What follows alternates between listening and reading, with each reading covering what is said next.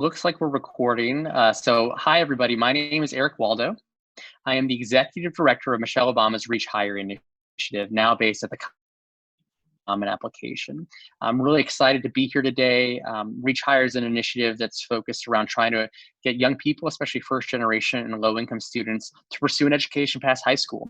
Whether a 2-year degree, a 4-year degree, a community college, a certificate, a credential, we know that some education past high school is critical for every young person to achieve their dreams. And I'm really excited today because this was a session about student voices and really making sure that student reflections were part of higher ed. And so this was something we were all going to do together at South by Southwest EDU in Austin for the South by Southwest 10-year anniversary for EDU. Unfortunately, because of the global COVID-19 pandemic crisis, obviously South by Southwest EDU had to cancel. We were unable to all come together, but we're so thrilled that South by Southwest EDU is making this opportunity available to share our panel and for us to still come together virtually to talk about this issue around making sure that we're sharing the perspectives of students when we're thinking about their experiences in college access and actually in college when we want to highlight what's happening in higher ed. And we know that student voices are critical if we want to create better policy, if we want to really have solutions that are student-based and empathy-based. It can't just be adults talking, it really needs to be students in that room. And so we're thrilled that tonight we'll get to do that. Tonight's panel is made up of LEDA Scholars who are part of the LEDA Policy Project. And shortly, I'm going to turn it over to Jessica, one of our student panelists, to tell us a little bit more about LEDA. Jessica, over to you. Yeah, hi. So Leadership Enterprise for Diverse America, or LEDA for short, is a national nonprofit that serves exceptional young leaders from low-income backgrounds from across the country. And they support their higher education and professional needs via leadership training, college prep, and career counseling. And so kind of like a subcomponent of LEDA is the LEDA Policy Project that seeks to leverage historically marginalized student voices in conversations about education policy. Awesome. That is a great introduction. Again, I'm really excited about LEDA. They do exceptional work, and we've been able to partner them over the years, and I'm really proud to be able to host LEDA and host the incredible LEDA policy students we have tonight. So before we get deep into the conversation, I actually wanted to give each panelist an opportunity to introduce themselves and maybe share what state you attended high school, where you currently go to college, and what you're studying. So why don't we, just in the spirit of keeping us going in a circle, I'll start at the bottom with Will, and then we'll go to Haiti and then to Jessica. So Will Walker, do you want to introduce yourself? Yeah, absolutely.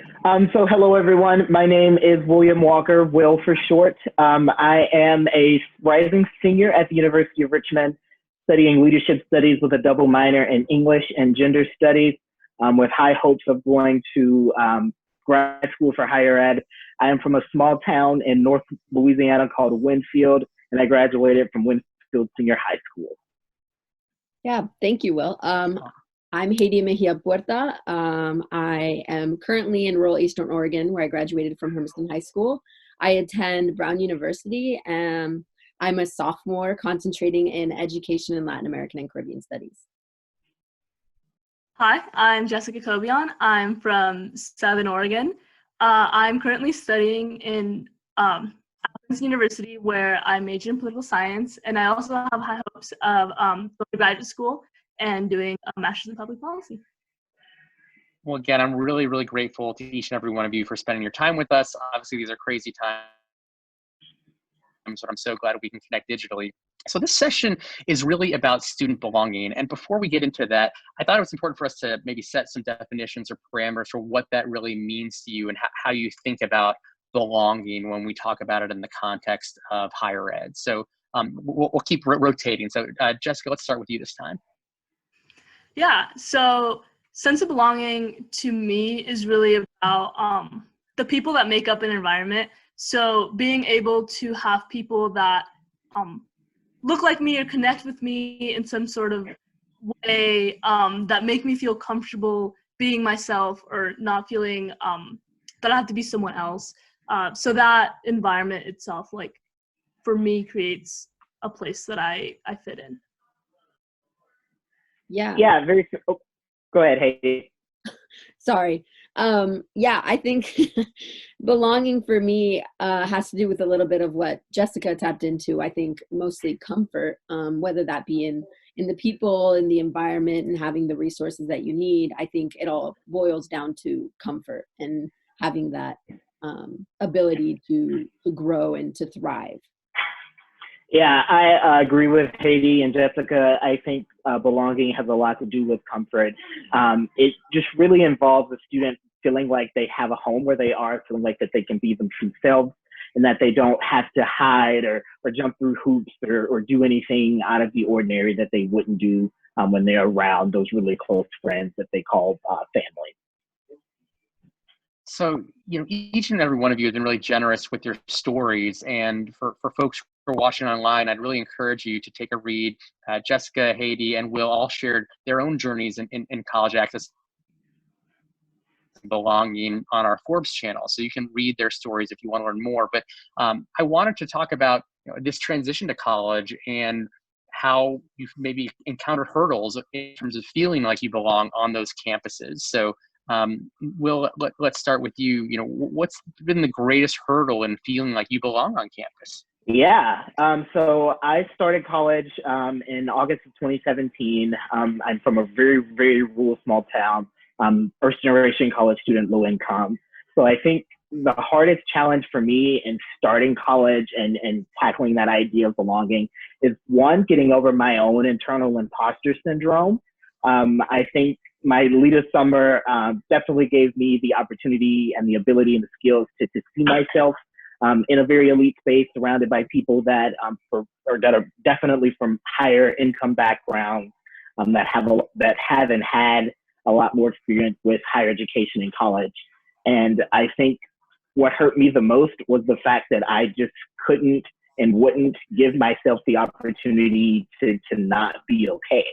I wouldn't give myself, I would say that I shouldn't be crying. I would beat myself up about not being at the top level of the other students that were in my classes. And then what also didn't help was the fact that I was forcing myself to pursue courses that I actually didn't really care about. I was kind of following that path of, I have to do what's going to make me money. I have to do what everybody else is doing. And very quickly, after that first semester, I realized that wasn't going to work.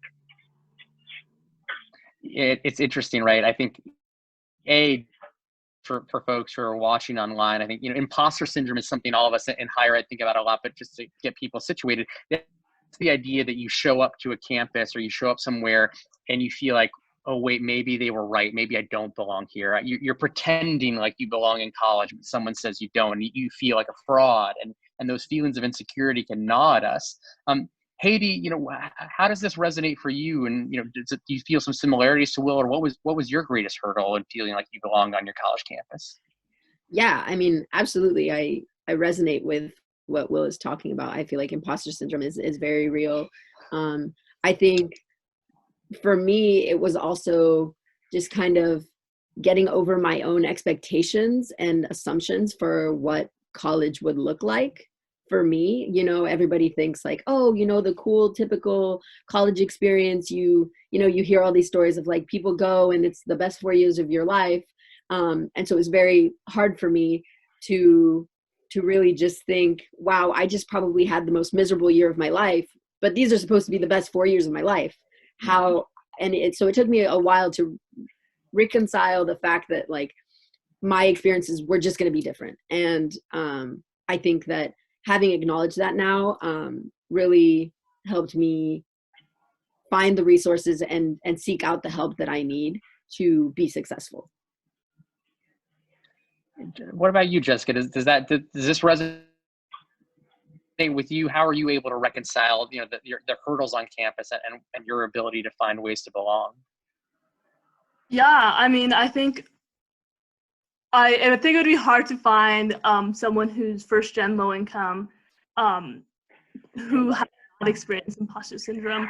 I think it's really prevalent.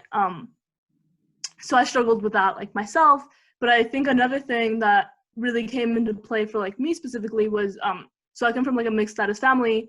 I mentioned in like my Forbes article that like my dad wasn't in the picture for a long time, but my freshman fall he gained re-entry into the US, into the United States. And so he came back and that kind of shifted familial like dynamics. There was a lot going on with him coming back after being gone for 8 years. So it was really hard to not be here and be 3,000 miles away, like just like hearing about what was going on and stuff. So like that occupied a lot of space in my mind. So I think one of the things that was really hard was I wasn't able to just be a student. And I think that a lot of like fly first gen low income students aren't just students. They're thinking about family, they're thinking about money, they have like mental health stuff. There's a plethora of other things that are running through their minds. And freshman year specifically was a hard adjustment.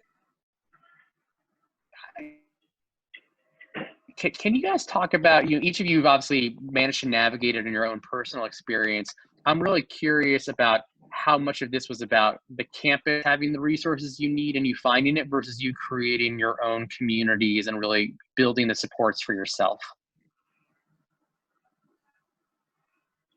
So I'll go first. So I'm at the University of Richmond, and I think the University of Richmond, like a lot of institutions, I think they have a lot of foundational support systems that are put in place for those students. I think those institutions understand, the changing demographic of what their student bodies are looking like. So they're trying their very best to implement some of those long-term changes that will happen. But unfortunately, I think that those changes aren't happening quick enough. So for me, I've definitely reached out to a lot of the resources on my campus. So I have a great working relationship with the VP of Student Development, as well as the Director of our Office of Multicultural Affairs, and several mentors and advisors that are kind of scattered across the university network and community. I think the biggest resources to me would probably be the faculty members from the courses that I've really taken a liking to in the sociology, English and education and leadership studies departments. I think faculty members have really given me that hope that I wasn't giving myself. And then once I had that hope, I really went forward to find those other students who were like me, to find those students that had those similar backgrounds, that were going through similar things. And I think that us coming together to form a coalition of sorts, it really made all the difference. I definitely think that we together are still utilizing those resources that are on our campus, but it is definitely more so us being together, us being in those physical spaces, us talking about our experiences and the challenges that we have together. And really just knowing that there is someone there, both students, faculty, and staff that care. I think it's really made the difference for me.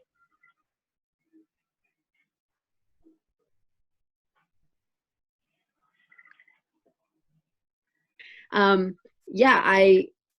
at Brown University, and I think there are a lot of things that Brown does well in trying to support UFly students. We have a UFly center, and it's kind of like a hub of resources. But obviously, as Will said, like there's so much room for improvement, and there's so many things that students are constantly seeking that the university just has failed to listen to and maybe act upon because of the structures and maybe the bureaucracy of the way a university runs. And I think I agree with Will on so many of the things that he said. It's the faculty, it's the staff, it's the people who create these support systems that really help build the community. And I feel like it was something we had talked about like earlier with Will, is in saying that like a lot of times, people are thinking that UFly students need only monetary support, and like that's what we need and that will fix all of our problems, and that's not the case. Sometimes we do need mentors, we need people who are going to listen to us and relate to us and our struggles. Yeah, I 100% agree with what Will and Haiti are saying. Like I like to just like laugh at the fact that like a lot of institutions think that like racism will like not exist by throwing money at like the students, right? And so like money doesn't solve like all the issues. There's definitely a lot more work that happens on behalf of students and faculty who like genuinely care. So I've been fortunate enough to like really have some professors who have been like really invested in me and like checking up on me whether or not I'm in their class, and inviting me to events where I can network and meet people who I otherwise wouldn't. so like, yeah, like a lot of the times it's kind of outside connections that you make and efforts between you and faculty and other student organizations that are like really pushing and working hard to make sure that students are feeling welcome and comfortable on campus. I love these comments, and I actually wanted to say it out loud. I know this term, but this is great for me to hear for everyone who's online. I love, it just sounds great. UFLY stands for undocumented first generation low income. And in case people have not heard that terminology or the way we're talking about here, I just want to make sure people watching online know what we mean when we say UFLY. So I think each of you are talking about the challenges, but also the opportunities that this has created for you to be able to build your own cohort.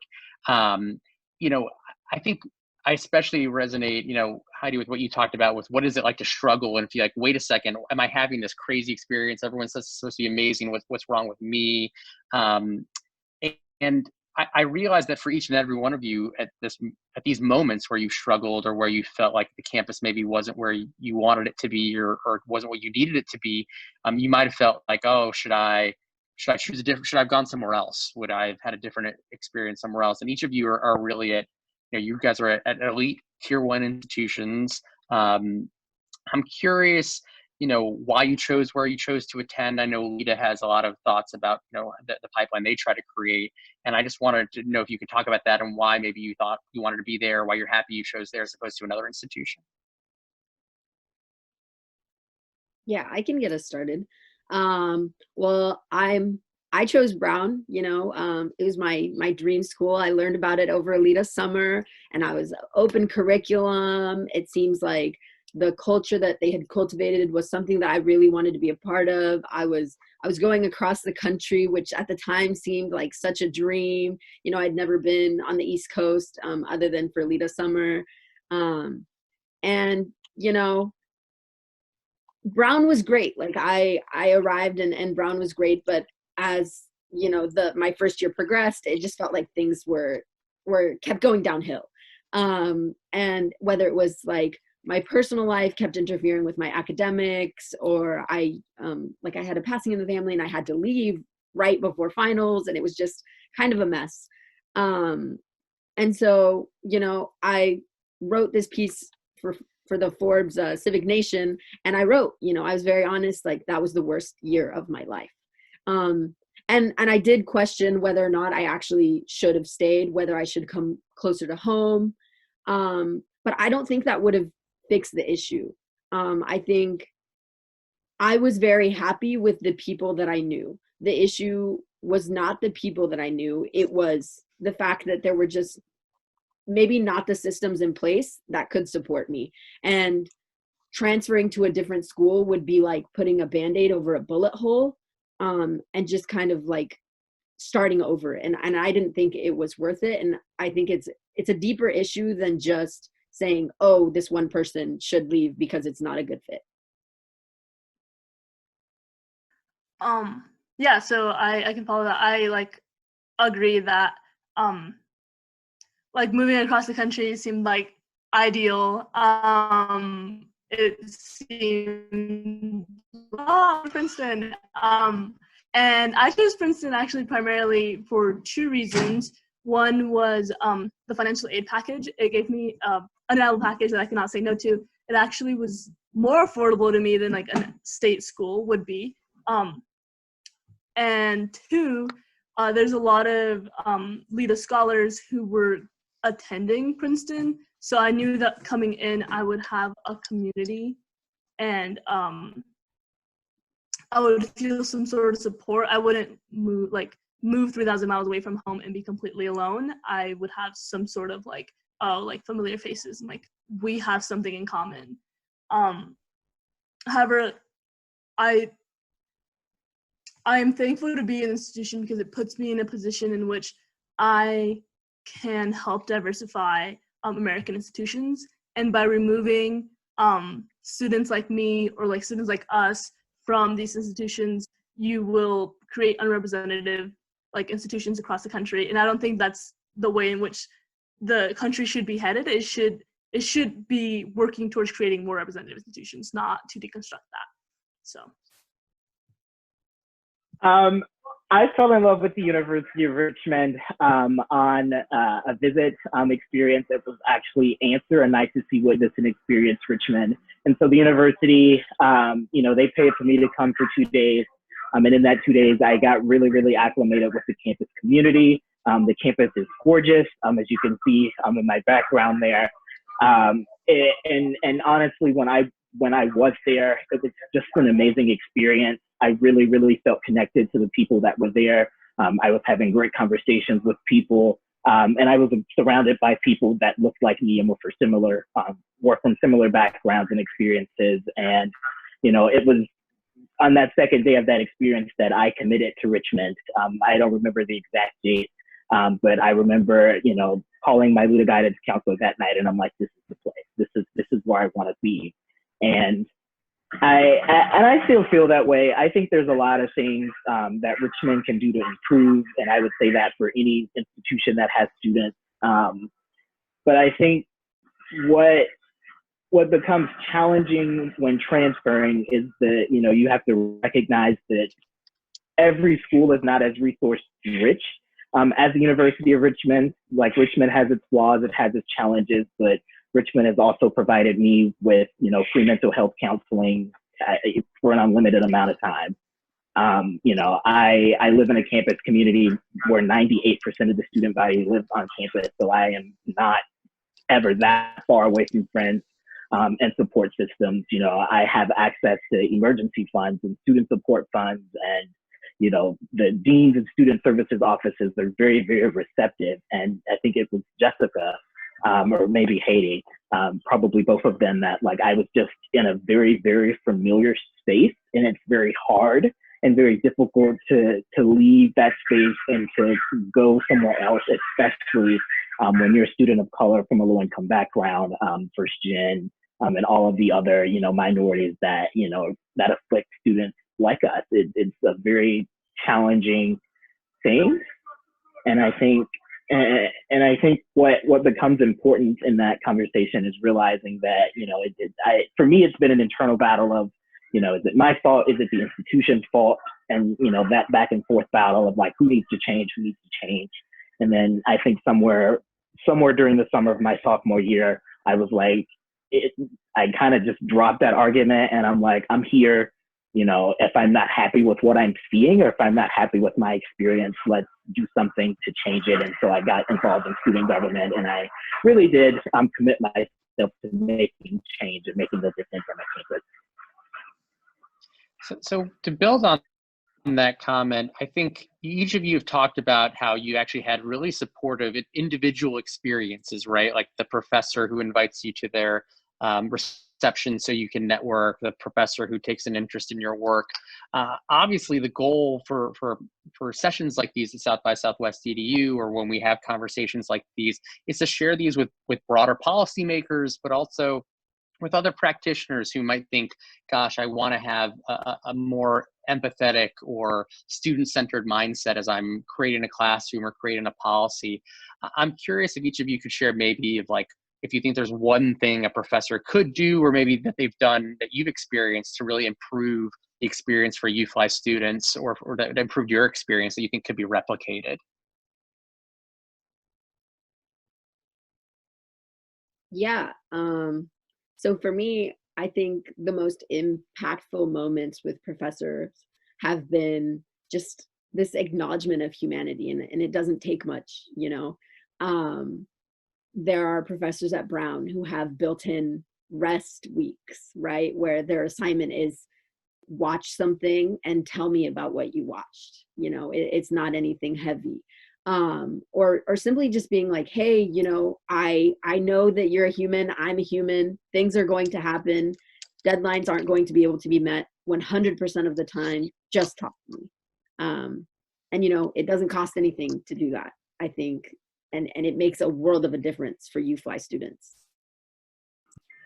Yeah, I think the COVID-19 situation has really, really kind of shown, you know, what the university is capable of, and what what some of those best practices are. So I've had professors that have reached out that have been like, we understand that, times are hard and, I don't really want to grade all these papers. I know you don't want to write them. I know you have a million other things that you're thinking and worrying about right now.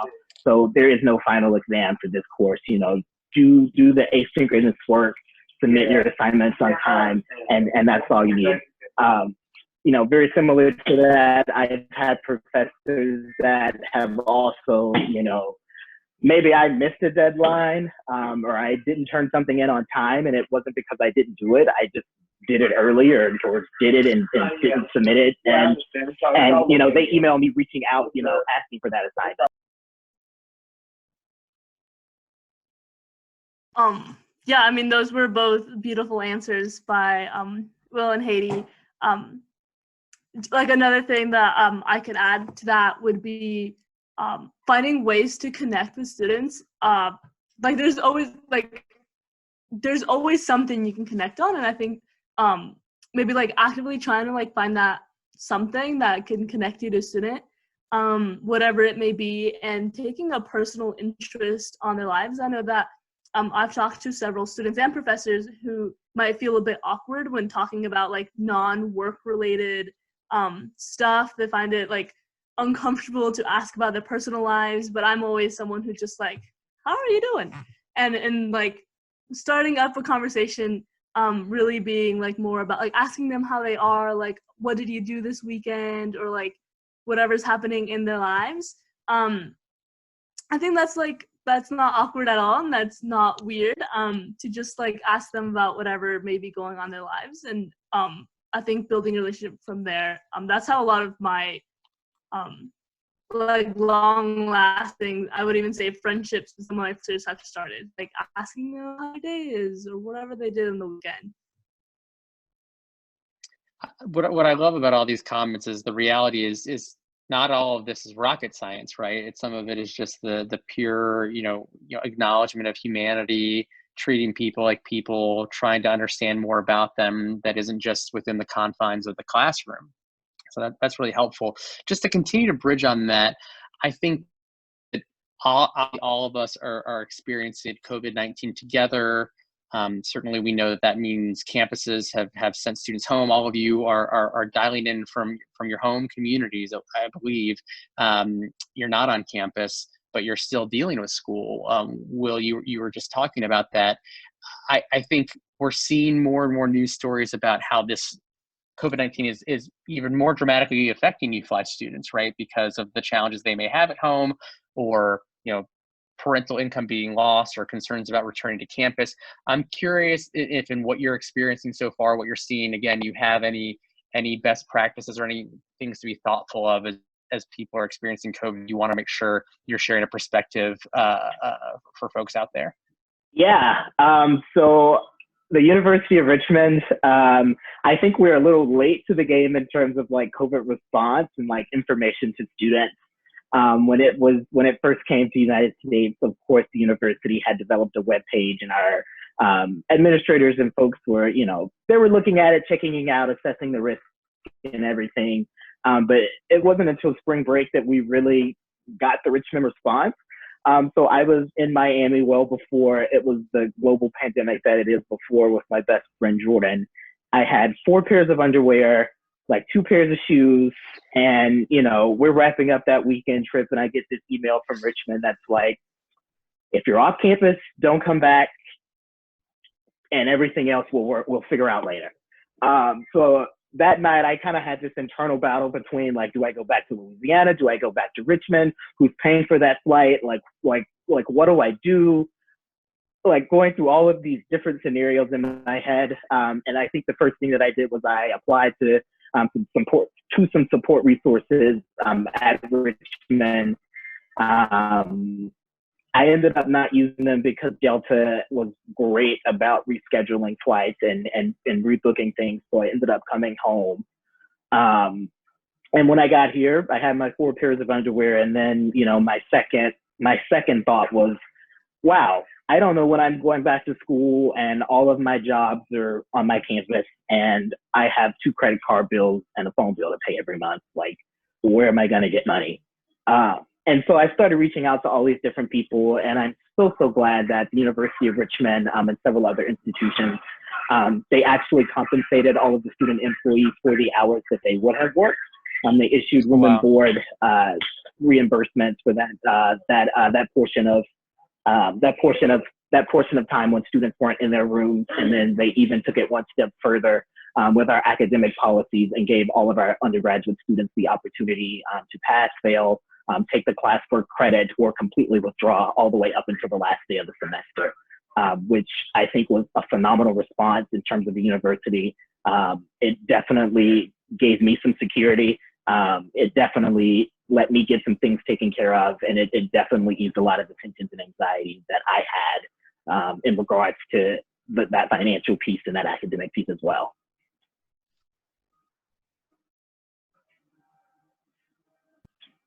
Yeah, Brown was a little different. You know, there was a lot of anxiety. We started seeing schools on the East Coast shut down one by one. And when we heard Harvard had closed, we were like, you know, once the Ivies start, they all go. So it was just it felt like a matter of time, and it didn't feel like there was a lot of transparency in what was going on. And so people were freaking out about storage, about transportation, about academics, obviously. And so when Brown eventually sent out the email, they were like, hey, you have about 10 days. And so everybody was like, okay, you know, we did a little better than Harvard. We don't have 5 days. Like, they're knocking us out and still making us go to class. But then I think there was like a scare on campus of somebody potentially having it. And so they were like, okay, you actually have 5 days and you need to get out. And so that kind of complicated things, because at that point I had already bought a flight, and then I had to change it, and it was costing me more to change it. And luckily Brown set up, we have an EGAP system, which basically just, you know, you ask for money when you need it, and there's no expectation to pay it back because it's used for emergencies. And they were helping students on a rolling basis. If you filled out an application and said, hey, I'm going to need this much for storage, I'm going to need this much for transportation and such things. And so Brown was able to fund that for me, which was really great. And they were also funding that for other low-income students. In terms of like academics, we have a pass-fail system kind of already in place. So they just extended the deadline. It's no Yale universal pass, which is unfortunate, but yeah. What about you, Jessica? Yeah, so obviously there's like a lot of us, like similar to Haiti and Will. There was some monetary adjustments, right? Like refunds, they helped pay for flights, storage. We had like allowances for that. But the news for us came in the middle of midterms week. So it was intense because we were all trying to do our midterms exams. We were trying to move out. We were trying to book tickets. We were like, what is happening? The university at first said it's a 2-week spring break, and then they changed their mind and was like, haha, everybody out. And so it was a quite unusual time across campus as a whole. I actually, with a certain, I had to stay on the East Coast. Like, I'm very certain I had all the symptoms of COVID, so I didn't want to come home. So I had to stay on the East Coast for a bit. Thankfully, I was able to stay. And then I flew back, and by the time I came back, I found out I had a wisdom tooth infection, and I had to go get that pulled. And so I was kind of out of academic loop for a bit. Oh gosh. Yeah, that was the last thing on my mind. Thankfully, I talked to my professors. They were understanding. I think school-wide, they rescaled midterms, so it counted as less % of your total grade, because that midterms week was pretty crazy. And for me, I had some like makeup assignments, but they were also understanding that I probably wouldn't be at live lecture for some time.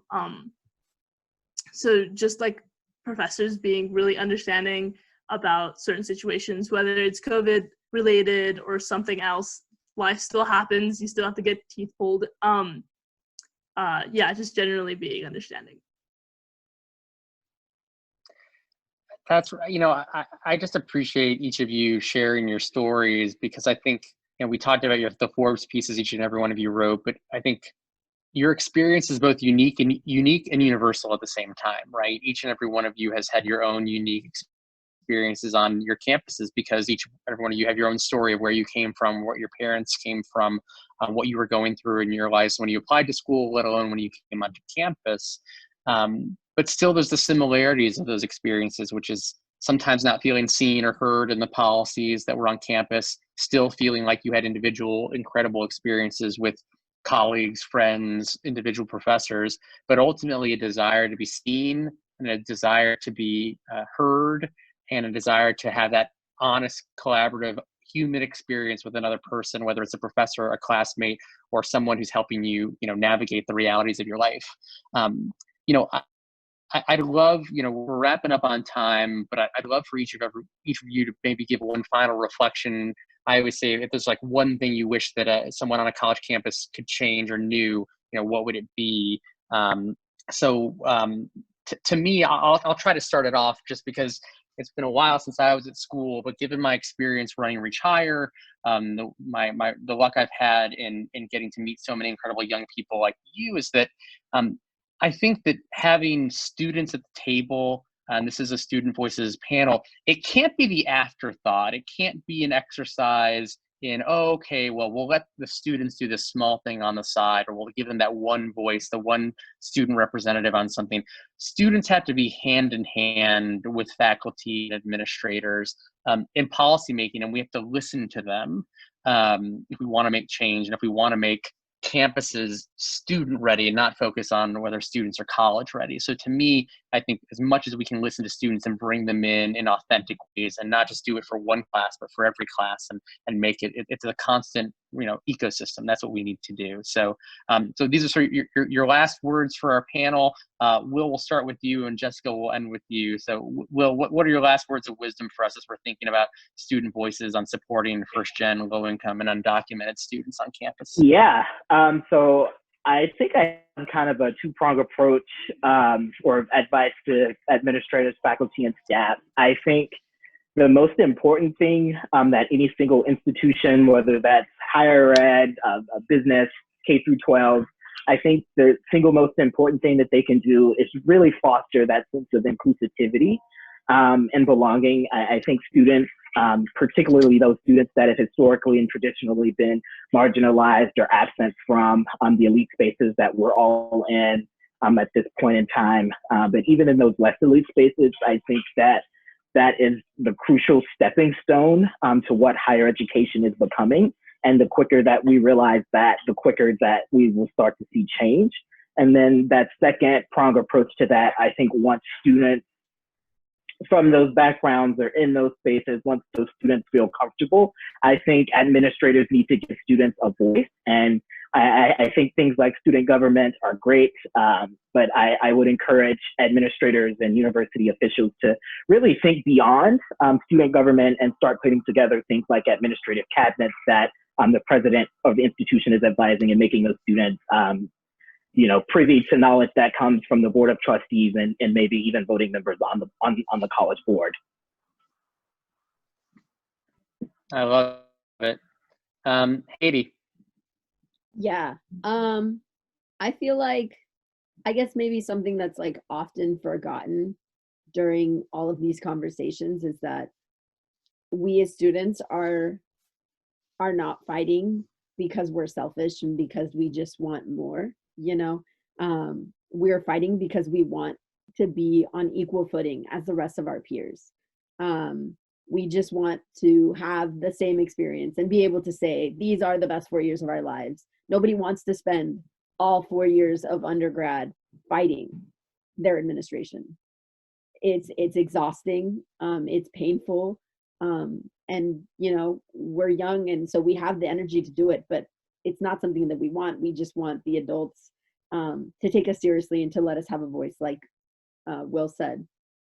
So I hope that that universities and professors and administrators can really keep this in mind when we're talking about these issues. Jessica, you want to round this out? Yeah, of course. So I really agree with what you said, Eric, about not being an afterthought. So like 100%, yes, it cannot be an afterthought. And like one way of ensuring that that doesn't happen is actually giving students and people who genuinely have the best interest and know what it's like to be a first-gen low-income student power, right? So making sure that there's institutions set in place, there's departments set in place, there's people there who care and are allied with students who will listen to them and who have power within the institution to like actually create these changes along with the students. And I think sometimes it's easy for the universities to say like, yes, this is student group, we're listening to you, but then kind of just do that as a display, as a like, yes, like we listen to you, and then kind of be like, we're doing the thing, but not actually like genuinely caring and interested in it. And when you have some sort of institution as part of the campus that has a sway on what the policies are, that is how you can actually make like strong real change. That's a great note to end on, Jessica, because I think each and every one of you have hit on this. And I think to me, it was really important to do this panel. The reason I was excited about it, to do it in Austin and by Southwest EDU, is because I go to education conferences around the country a lot. I'm doing it for a lot of years. And inevitably, if we're lucky, one student voice on a panel with 5 other people, right?